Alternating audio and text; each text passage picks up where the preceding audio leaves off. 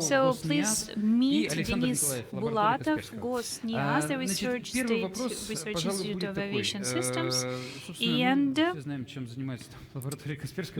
Mr. Nikolaev, Kaspersky Lab.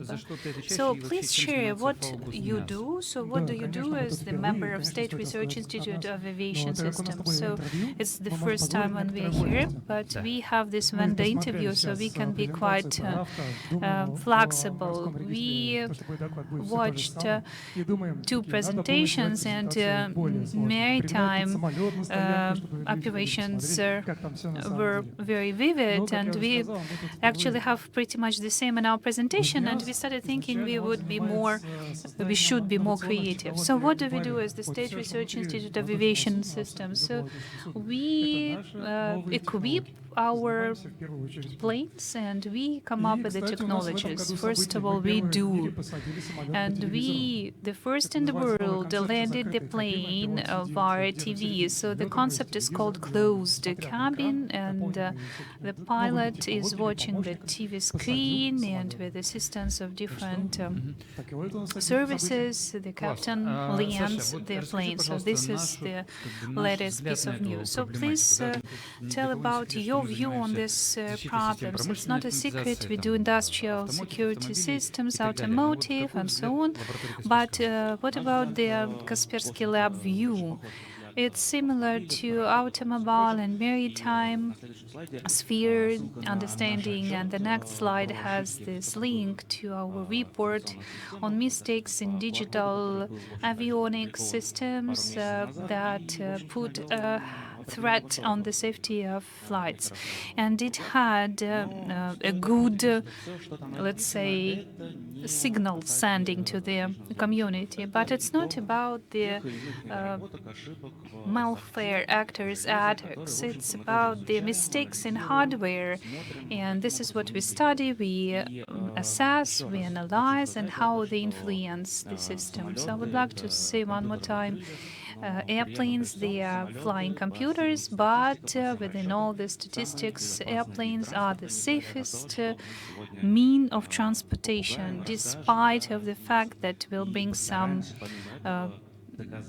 doom stories, and we want to place and showcase what we do in terms of cybersecurity, in terms of meeting the safety of airplanes as Kaspersky Lab and GosNIAS.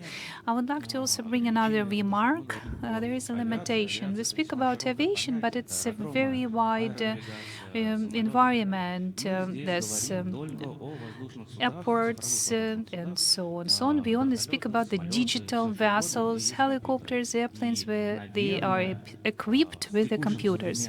And with this current situation in the world, the planes that we used to remember from our childhood, we only have left physics, aerodynamics, and the overall skyline. It's completely different now. We only have now this flying computers as the thing. So what about this digitalization? So not only airplanes and helicopters, we also do unmanned aircraft vessels, and let's not forget about this. So evolution is very fast, and digitalization is coming into life, and this wireless technologies, we don't work with wire because it's additional weight, and these wireless systems, they are comfortable and convenient, and now we have dozens of different blocks, and we now have this one iron thing hosting this very important functional block. So just imagine we have this hardware managing the flights and software and so on, so and it can reach operations. Is it critical? Yes, it is critical, and DX is the system. So we also have this external connections in terms of the airplane. So what is it? This passengers Wi-Fi, we all want to fly and watch weather forecast and the destination of landing, and so on. Another Wi-Fi is gate link. It's the Wi-Fi is when the plane enters the gate, and upon the arrival can have this plan for their flight, and 24,000 of data elements, parameters are transferred. So it also has its risks. So more digital elements we implement, including Wi-Fi and so on, we then broaden the surface of the cyber attack. Is that correct? Yes, there are two sides of one medal. The pilots, the service teams, the crews, they start having more comfort and convenience, but the landscape in terms of cybersecurity becomes more complicated, and the square is larger, so this malignant actors, they have better access to the system. So let's say we have a monitor with this entertainment system, but there is also a USB port and Ethernet port, and it says technical use only, but we are technicians, and I flew yesterday the same flight in the same plane, and I was really interested in plugging in my notebook, but I didn't have the needed element. But yes, it is in place. People are interested in trying different things. So there are also technical ports, and there are external interfaces, as Denis shared, and the systems of data uploading. And here we bring the example of Lufthansa and other companies like Starlines, and they use gateways to connect to the upload systems, and on having information on the flight, on weather forecast, on transferring information on the flight that took place, on some failures in terms of some elements of operations. So, but this malignant actors, they can use it. So it's not about the cyber attacks on IT of airplane vessels. And here we bring the report through QR code, you can enter it. And I must say that the problem started from the beginning of the millennium, and quite old jets, Boeing 700 plus, 779, and they didn't have any digital software, but the engineers of Boeing, they wanted to assist the pilots, and they handed over these digital books for the pilots, and they had applications and programs to help with assessment of flights, to assist them in taking off, so not to bring it with a pencil and a ruler, but to use the programs. But there were some mistakes in logics, and pilots didn't know about the mistakes. They didn't fill in the fields, some of the fields, and the program thought it was clever than the people, and it uploaded data from previous flights, and it was about other airports and temperatures and so on. But the pilots say the program is clever than we are, and they started using it, and it was a very bad result, this aviation incident, because it was then classified as a catastrophe, because they were fatalities, so it was in place. So then iPad, the American Airlines, another case, American Airlines 1970s. Fortunately, nobody was killed, but there were delays, there were lacks in hopping for another flight and so on. The aviation company, had the losses. And two more cases, more modern one, 20s of the century, and both cases had the cyber people studying cyber threats, but not hackers, so not white hackers. No, one case had this story of flying certain models of planes with a system of detection on board. It was no difference for this person what destination was, and it was a passenger model. And with some flight, he was the one to have access to the block of the engine. And at some point, he was able to put it down. And thanks God, he put down one of the engines. Probably he understood what he was doing, so it was. It was it was tuned right away. So pin test of this unhealthy person, yes, because it was this very risky situation. And having this situation being on the plane, then there is no such a routine accessibility to the management board dashboard, but still we expect the hazard and we may expect a larger number of expected incidents. So I don't really want to bring the same expectations as Evgeny brought in the beginning, but still we need to think about it. And another thing, there were people, researchers, they were Googling Dreamline information forums and chats, and they were finding information how it was designed. They were buying the systems on their own money officially, having the showcase and starting the research. And they started defining a number of vulnerabilities, and they designed this scenario for Dreamliner. And Boeing said, no, we don't have it. You come up with these ideas. But thanks God, there were people giving attention and the cooperation, and all the problems on fiction, they were mitigated. So safety and security was kept. It's a fantastic story. So in terms of the standards and the project and how to provide for cybersecurity for this flying aircraft, aircraft is not decent, and the systems vary and they're different, and with different level of access, some users, services, options, and the captain of the plane services. So is there distribution in terms of the domains of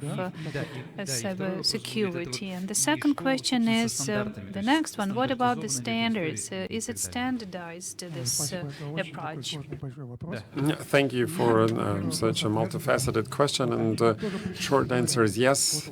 They've come up to us, and so this is the challenging machine. So share some of the domains, and probably the same thing as the auto, for example, and any other kind of business that is vulnerable. And then they listened to us, and then they said, okay, prove to us that you can differentiate critical vulnerability from non-critical vulnerability, and everything that's critical was being put into this nose of the plane, and it's been by firewall, so physically kind of disconnected, and everything that or what passengers have, what they can use. So you have a phone, through your phone you cannot get into this system. We just gave you a standalone antenna, so you have your own internet, you have your own, let's say, thing, but you cannot get access to the board functions on board of the plane.